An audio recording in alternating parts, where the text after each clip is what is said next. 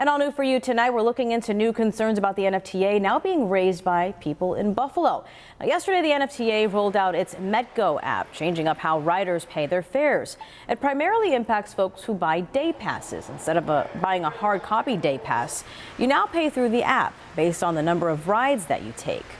Well, not everyone is happy about the modernization of the NFTA system.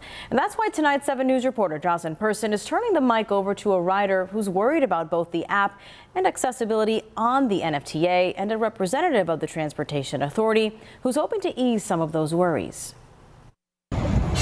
Unreliable. I've gone some days where the bus, the 146 bus for a doctor's appointment, never showed up. Meet Linda Williams. She's retired. As you can see, she has a cane. She tells me there are some people in her shoes that have been overlooked when it comes to the NFTA's transportation system. I have this thing for alerts, but obviously the system wasn't working that day. I got the alerts like an hour or two after saying, well, this inbound, outbound bus is not moving today. She even have seen those with a language barrier facing some challenges. Older gentleman was talking to the bus driver, and her response to his questions was less than professional. Linda worries about the colder weather approaching. The lack of communication between NFTA and its riders could make matters worse. Bus stop in below 32-degree weather, and if you had that bus driver that I feel like it was the bus driver from hell that day or the last couple of weeks,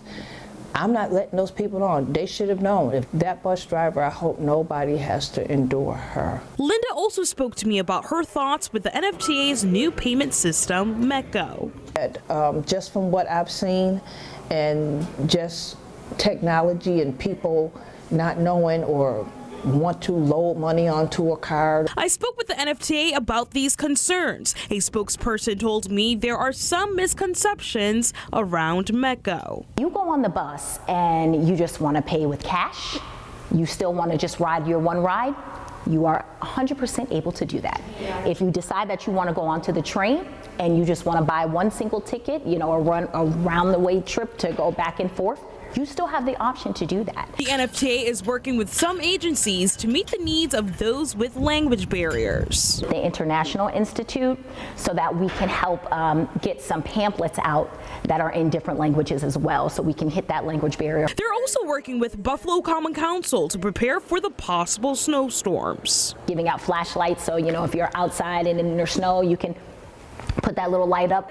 The NFTA even has ambassadors placed in all train stations to help direct people, as you can see, with the new system that's in place. But Linda feels these workers should also be placed in buses to bridge the communication gap. Or even training the bus drivers to educate people and not offend them. Everyone has bad days, right? But we are very, very strongly, we have taken all of our drivers, especially now, we've trained them. And as for Linda, she just hopes NFTA listens to the riders. Once you get that information implemented into this new project that you have, and maybe the transition could be a little smoother. The NFTA says that if you have any concerns or complaints, to call the customer service hotline. They say that they will do their best to handle it. Now that number is on your screen. It is 716-855-7211. Now there is going to be more details posted on WKBW.com.